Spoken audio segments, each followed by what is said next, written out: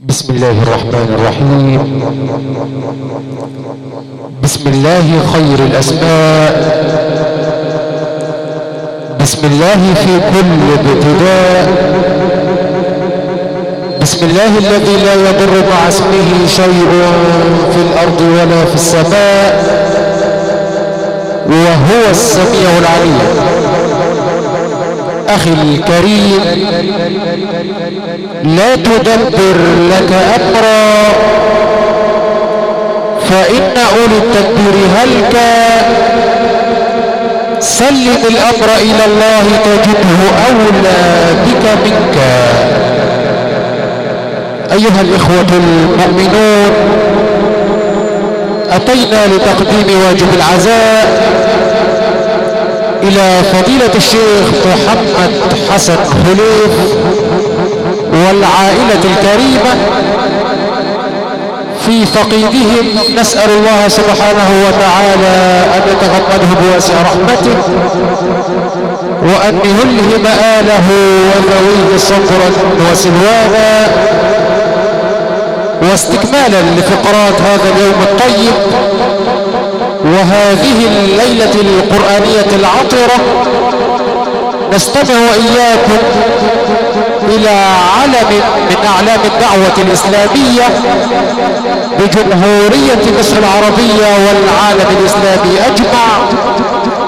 نستمع الآن إلى فضيلة الداعية الإسلامي الدكتور مدحت طه، الداعية الإسلامي بالتلفزيون المصري والمستشار الديني بحقوق الإنسان والمقيم بكفر الدوار بحيرة.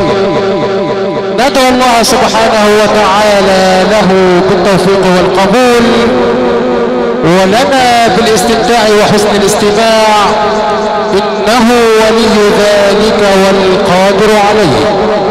فليتفضل فضيلته مشكورا.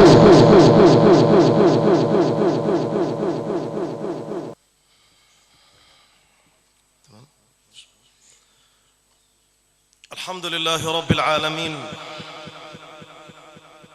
يا رب لك الحمد ملء السماوات والأرض، فكل الحمد لك، ولك الشكر على نعم لا نحصيها، فكل الشكر لك، ولك المثوبة والتذلل والخضوع، فلا معبود غيرك. الحمد لله العظيم الباري، ما ذكر الرحمن في الأقطار، وزين السماء نجم ساري.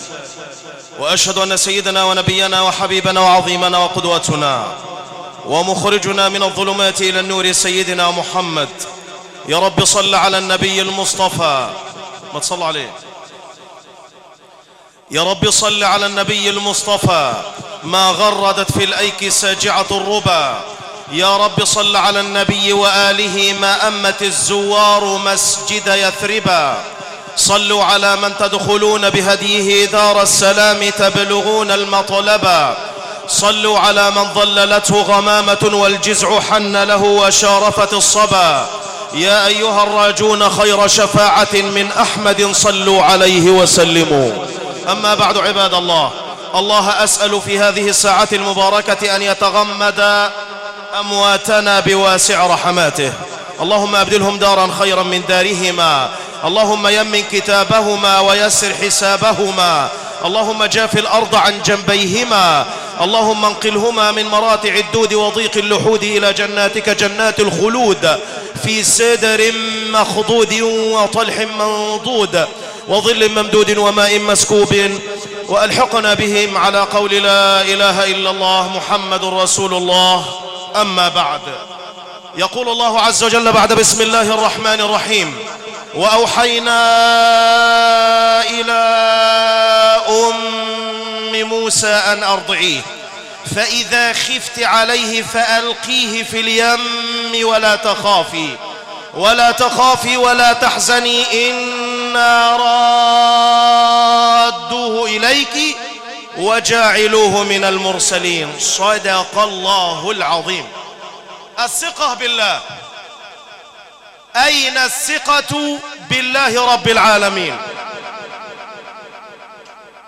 الدرس اللي عايز أوصله عشان هي كلها 10 دقائق 10 دقائق وانت ماشي كده يعني.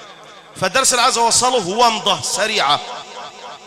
الثقة بالله سبحانه وتعالى. كيف تكون واثقا بالذي رفع السماوات بغير عمد؟ صاحب الرزق كيف يكون واثق أن وفي السماء رزقكم؟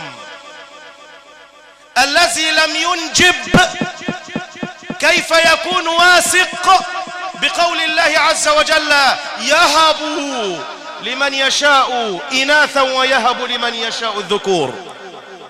الذي يأكل الربا والرشا ويتطاول إلى الأشياء التي ليس من حقه، أين ثقتك بالذي رفع السماوات بغير عمد؟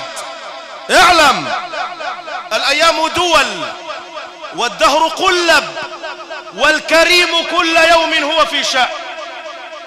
تعت ربنا احنا لو استشعرنا أن الله خالق كل شيء والله هتكون واثق بالله ورزقك هيجيلك. نفسيتك يا أخي هترتاح.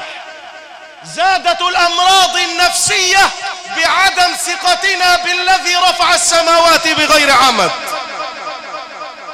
تلاقي الإنسان يجي بالليل عنده اكتئاب يقول لك أنا مسحور. هو له مسحور ولا متنيل؟ هو ما عندوش ثقة بالله. أنا ممسوس. أنت مش ممسوس، أنت جاهل ومش فاهم أنت إيه اللي بيحصل لك. أنت بعيد عن طريق الله رب العالمين. لو في ثقة بالله أنا عايزك تصلي على النبي بالله عليك. أنا جاي نأدي العزاء وجاي واجب وعايز أوصل معلومة. ربنا هيحاسبنا على الكلام اللي احنا بنسمعه دلوقتي. صاحب الحرام لازم يكون عنده ثقة بالله. يا أخي ده أنت لو بصيت لكل ربنا والله هتثق بيه، هتحبه. تسمع الحديث؟ اسمع الحديث وصل على النبي. الحديث رواه البخاري عن ابن عباس رضي الله عنه. اسمع وصل على النبي. شوف عظمة ربنا، شوف الله. سيدنا النبي قاعد وسيدنا عبد الله بن عباس والصحابة حوالين النبي. ما تصلى على النبي. سيدنا النبي قاعد فعدت سحابة. مرت سحابة في السماء فقال النبي صلى الله عليه وسلم إدي ماذا ترون؟ قال لما انت عارف يا رسول الله، بس النبي بيسأل ماذا ترون؟ قالوا يا رسول الله نرى سحابة. فقال النبي وماذا ترون؟ أترون مزنا؟ انتوا شايفين مزن يعني؟ ما هي السحابة هي المزن. قالوا ونرى مزنا. فقال النبي صلى الله عليه وسلم وترون غمامة؟ قالوا ونرى غمامة يا رسول الله. السحابة هي المزن هي الغمام. طب النبي عايز يقول ايه؟ صلى على النبي. فإذا برسول الله صلى الله عليه وسلم يقول ما بين السماء والأرض. سؤال آخر علامة استفهام وبدايته أداة استفهام ألا وهي ما. وما تقال في اللغة العربية لغير العاقل، لكن من إذا قيلت في السؤال فإنها تقال للعاقل، كقول الله عز وجل في القرآن اقرأ معي إن شئت قول الله بسم الله الرحمن الرحيم إنكم وما تعبدون من دون الله حصب جهنم أنتم لها واردون. إنكم وإيه وما تعبدون يبقى الغير العاقل، لكن ومن تعبدون كانت الآية هتيجي على سيدنا عيسى ويدخل النار، وحاشا لله رب العالمين فهو روح الله. مش هنطلع من الموضوع وصلى على النبي. ما تقلقنيش يا محمد يا خليل. وترون غمام. فقال النبي صلى الله عليه وسلم ما بين السماء والأرض ايه نعم لا ما نقدرش. الله يكرمك يا سيدي. الله يكرمك يا سيدي. الله يكرمك. ما بين اسمع ما بين السماء والأرض كم يا رجاله؟ النبي بيسأل الصحابة فقال صحابة النبي صلى الله عليه وسلم: الله ورسوله أعلم، احنا مش عارفين المسافة اللي بين السماء والأرض يا رسول الله. فقال النبي صلى الله عليه وسلم: ما بين السماء والأرض مسيرة 500 عام. بين السماء والأرض مسيرة 500 سنة بسرعة الضوء. ده انت لو جايب عربية من كفر الدوار للمنطقة او مسافر القاهرة ده تجيلك وعكة صحية. طب فما بالك ما بين السماء والأرض مسيرة 500 عام بسرعة الصوت. اللي فوق الناس تقول لك السماء اهي، لا السماء مش اهي، ده السحاب اهو، ديت سحب، لكن السماء مسافة لا يعلمها إلا الذي خلق السماء.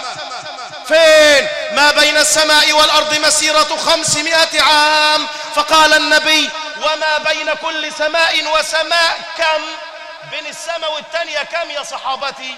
فقالوا: الله ورسوله أعلم.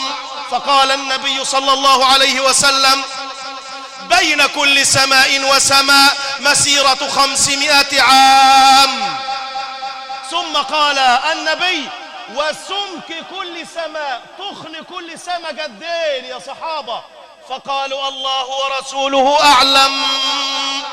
فقال النبي صلى الله عليه وسلم: سمك كل سماء مسيرة 500 عام. احنا عدنا كم سمة؟ الحديث في البخاري يا حبيبي، الحديث في البخاري، ما تقولش الشيخ بيألف. طب بعد السماء السابعة فيه ايه يا رسول الله؟ فقال النبي صلى الله عليه وسلم: وبعد السماء السابعة بحر من أسفله إلى أعلاه مسيرة 500 عام، وبعد ذلك عرش الرحمن. بعد كده عرش مين؟ عرش الرحمن. لذلك قال الله عز وجل في القرآن: وكان عرشه على الايه؟ الله أكبر. ربنا المسافة دي كلها واحنا بنتكلم تحت ومش واثقين بالرزق. ما عندكش ثقة بالله ليه يا أخي؟ خايف على الرزق ليه يا أخي؟ خايف على عيالك ليه يا أخي؟ بتعارك صاحبك في الشغلانة ليه يا أخي؟ بتضرب أسفين في زميلك ليه يا أخي؟ ليه؟ الشيخ لو عنده يقين بالرزق هيحب صاحبه، الموظف لو عنده يقين بالرزق هيحب زميله في الوظيفة، الفلاح لو في غيطه هيحب جاره، لأن الرزاق هو من؟ الرزاق هو الله رب العالمين. فلا تدبر لك أمرا فإن أولو التدبير هلكا، وسلم الأمر إلى الله فنحن أولى بك منك. الكلام كثير والعقبة كؤود والناقد بصير. المعلومة اللي أنا عايز أوصلها تكون عندك ثقة بالله. نعم حاضر، الله يكرمك يا سيدنا، الله يخليك. انت تعرف سيدنا موسى كان عنده ثقة بالله. هنختم بها كلامه وتصلى على النبي عشان الشيوخ زهقوا مني وعايزين يجروا. لا زهق والله زهق، ما علينا، ما تصلى على النبي إلا من رحم ربك. حبايب الله يكرمك يا شيخ محمد، وحد ربك. انت تعرف سيدنا موسى تلاقي الواحد يعمل ايه؟ انا اتزنقت النهارده، عايز تعمل ايه يا حبيبي؟ عايز اسحب قرض غصب عني، والله انا نفسي ما نسحبهوش، بس انا اتحطيت في زنقه. اسحب اسحب يا عم، اسحب. بيت النتاش ما يعلاش ونعلى النهارده ما يعلى من عاش. حط دين على دين تلاقي نفسك في الحديدتين. اسمع معايا، الثقة بالله كانت عند سيدنا مين؟ هنختم. الثقة بالله كانت عند سيدنا موسى. سيدنا موسى مين ده؟ اتذكر في القرآن 188 مرة. سيدنا موسى اتذكرت القصة بتاعته في القرآن يا 24 يا 25 مرة، عشان ما نقولش أخطأت. أكثر الأنبياء ذكرا في كتاب الله. كانت عنده ثقة بالله فين؟ لا مش بتاعة البحر يا مولانا، اصبر علي. أنهي اسمع معايا. سيدنا موسى لما طلع من قصر فرعون، حلو قولوا حلو، الله ينور عليه، طلع هربان من باطش يمين. لازم تقلقل الطه، لأن حروف القلقلة تمال إلى الفتح ولا تمال إلى الكسر، وإن كانت تمال إلى الكسر جائز، ولكن الأوجب أن تمال إلى الفتح. وحيت الله، شكر الله سعيكم. سيدنا موسى لما هرب وطلع من القصر، مين اللي ماشي وراه؟ فرعون. حلو. تاني ظل سيدنا موسى يسير على قدميه هاربا من بطش فرعون 8 أيام، لحد ما أكل ورق الشجر. كل ورق الشجر وراح للشجرة ودعا بالدعاء الجميل اللي احنا المفروض ندعي به: ربي إني لما أنزلت إلي من خير إيه؟ فقير، بترقيق الراء. ربي إني لما أنزلت إلي من خير فقير. فجاءته إحداهما، والقصة حمل البير وسقى للبنات. البنات رجعوا له قالوا له: إن أبي يدعوك ليجزيك أجر ما سقيت لنا. اسمع مني وصلى على النبي. دقيقتين والله وهنختم إن شاء الله.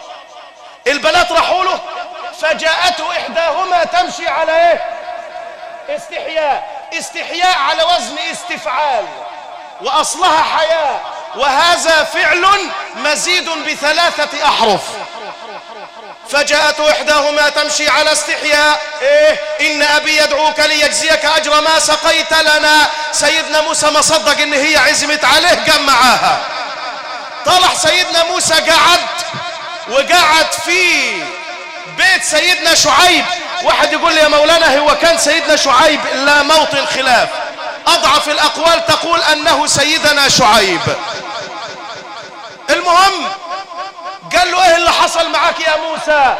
قال له: ده فرعون والموضوع والقصة بتاعته. قال له: طيب انت. قالت إحداهما: يا أبت ايه؟ استأجره، إن خير من استأجرت القوي الأمين. حلو. اتجوز واحدة، كان المهر ايه؟ المهر ان هو يرعى الغنم 8 سنين، يشتغل عند حماه 8 سنين. فإن أتممت 10 فمن عندك وما أريد أن أشق عليك. اتجوز. فين الثقة بالله؟ ما كانش عنده بيت أصبح عنده بيت، ما كانش عنده زوجة أصبح عنده زوجة، لأنه فوض الأمر إلى الذي رفع السماوات بغير عمد. سيدنا شعيب قال له: معك 3000 نعجة. 3000 نعجة رعاهم يا موسى 8 سنين، وكانت 3000 نعجة عشار كلهم عشر. 3000 نعجة، وكان لون النعاج سود سمر. قال له: يا موسى النعجة اللي تتولد مش أسمر هي بتاعتك.